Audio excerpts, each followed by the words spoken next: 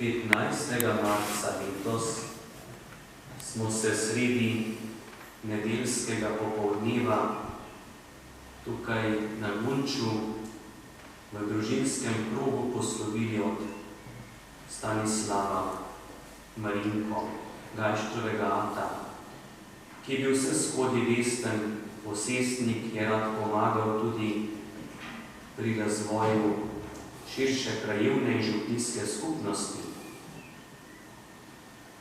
Danes se daruje zanj sveta maša, zato bi tudi rad v imenu projekta za obnovo naselij in izboljšanja zaupanja med ljudmi podal nekaj misli, zahvale za pokojnega Gajštrovega ata, ki ga je in to zahvalo tudi zapisal Drago Stanovnik.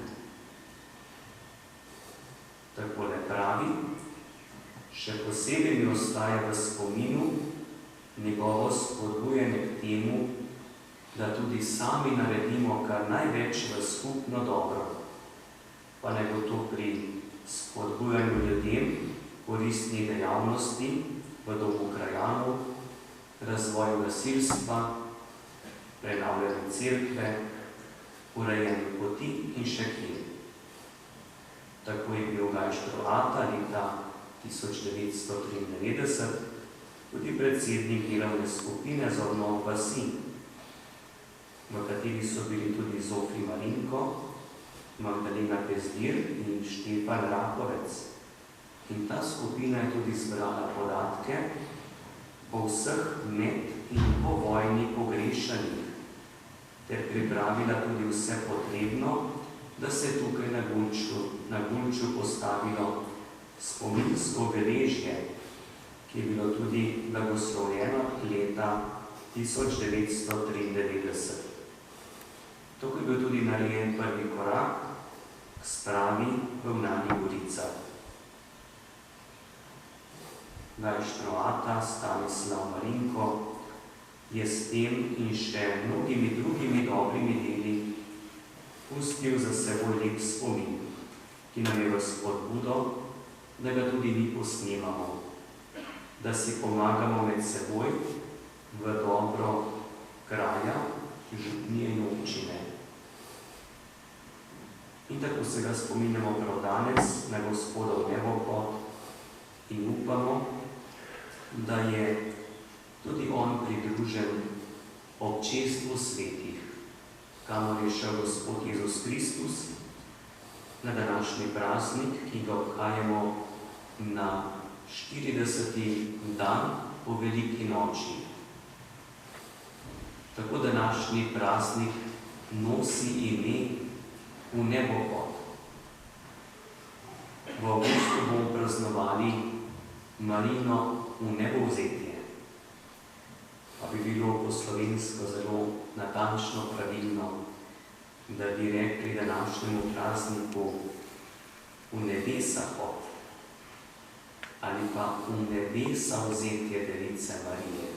Zato, ker slovenski jezik ima dve različni besedi. Nebo, za katerega vemo je prostor nad nami, zračni prostor, nebesa pa je duhovni svet. Prostor po zaključku tega zemeljskega življenja. To je ustvarjen duhovni svet, kjer so tudi angeli, kjer so sveti. In tako lahko vidimo na začetku Svetega pisma prvi stavek, ko pravi: v začetku je Bog ustvaril nebo in zemljo. Nekateri jeziki ne poznajo razlike med nebesi in nebom. Zato tudi v Svetem pismu je prevod nebo, pa ne pomeni nebo zračnega prostora nad nami, ampak pomeni nebesa, duhovni svet, stvarjenje angelov. In to je tisti prostor, za katerega Jezus pravi: grem, da vam prostor pripravim. In ko odide, da vam prostor pripravim, vas bom tudi vzel k sebi, da boste tudi vi tam, kjer sem jaz. In tako tudi to ime, ki ga imamo, v nepohod ni napačno, ampak je potrebno samo pravo razumevanje, zato da vemo, kaj je vsebina današnjega dne in kako velik praznik je današnji dan, ko je Jezus še zadnjič bil z 11 učenci in jim je dal zadnje naročilo, zelo močno. In je rekel, dana mi je vsa oblast v nebesih in na zemlji. To pomeni ne delna ali samo nekaj oblasti, vsa oblast, se pravi v nebesih, kjer je duhovni svet in tukaj na zemlji, kjer mi še zaenkrat živimo. Zato pojdite in poučujte vse narode. Ga ni naroda človeka, kraja na tem svetu, za katerega bi rekli, tukaj pa ni potrebno, da bi prišlo Božje oznanilo. Jezus pravi vse narode in učite jih izpolnjevati vse, kar sem vam zapovedal. To je že tretji poudarek, v celoti vse, ne samo tisto, kar človeku ustreza, kar mi je lepo prijetno, druge stvari pa pustimo v strani, ker so včasih pretežke, pa neprijetne, ampak Jezus pravi vse. In zaključe, jaz sem z vami vse dni, do konca sveta. Kdaj bo konec sveta tega, kjer živimo, tu je pridržano skrivnosti. Ampak konec sveta za mene bo takrat, ko bom tudi končal življenjsko pot tukaj na svetu. Ampak Jezus Kristus je z menoj do konca sveta. To pomeni, ga ni trenutka mojega življenja, tudi ne vašega, ko ne bi bil Bog z vami. Lahko pride občutek. To se lahko pojavi pri človeku, da je Bog daleč, da me ne sliši, da sem lahko celo zapuščen. To so človeški občutki. Ni pa to Božja resničnost. Zato, ker Jezus pravi, z vami sem vse dni do konca sveta. Jezus je odšel od učencev s telesom. Ni bil več navzoč kot človek, pa vendar ostaja navzoč med nami tudi telesno. Ne v telesu človeka, ampak je naredil zopet korak naprej. Ostaja skrit pod podobo kruha. Zato, da bi bil lahko z nami vse dni do konca sveta, celo telesno povezan, ne samo duhovno. Z našimi rajnimi smo po smrti povezani le duhovno, telesno ne več. Z Jezusom Kristusom smo po zakramentu svete maše povezani z njim tudi telesno. Zato je zakrament svete maše tako velik, tako nedoumljiv in za novega človeka težko sprejemljiv. Zato, ker je to Božje delo. To ni človeško delo, po naši pameti in presoji nas presega.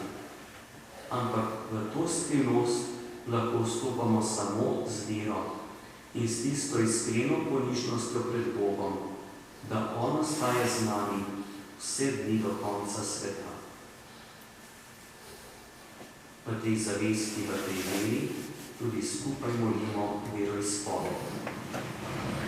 Verujem v enega Boga, Očeta vsemogočnega, stvarnika nebes in zemlje, vseh vidnih in nevidnih stvari, in enega Gospoda Jezusa Kristusa, edinorojenega Sina Božjega, ki je z očeta rojen pred vsemi leti in je Bog od Boga, duš od duši, pravi Bog od pravega Boga, rojen in ustvarjen, enega bistva z očetom, in je po njem vse ustvarjeno, ki je zaradi nas ljudi in zaradi našega zveličenja prišel iz nebes in svetilici po svetem duhu, iz Marije Device in postal človek, bil je tudi križan za nas, pod Poncija Pilatom je trpel in bil grob položen in tretjega dne od mrtvih vstal, po vključevanju pisma in je šel v nebesa,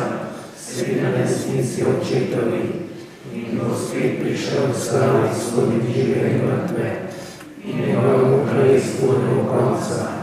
In v svetega duha, Gospoda, ki oživlja, ki izhaja z očeta in sina, ki ga z očetom in sinom molimo in slavimo, in govorimo po prerokih, in eno sveto katoliško apostolsko cerkev, priznava en krst odpuščanja grehov in pričakuje vstajenje mrtvih in življenje v prihodnjem veku.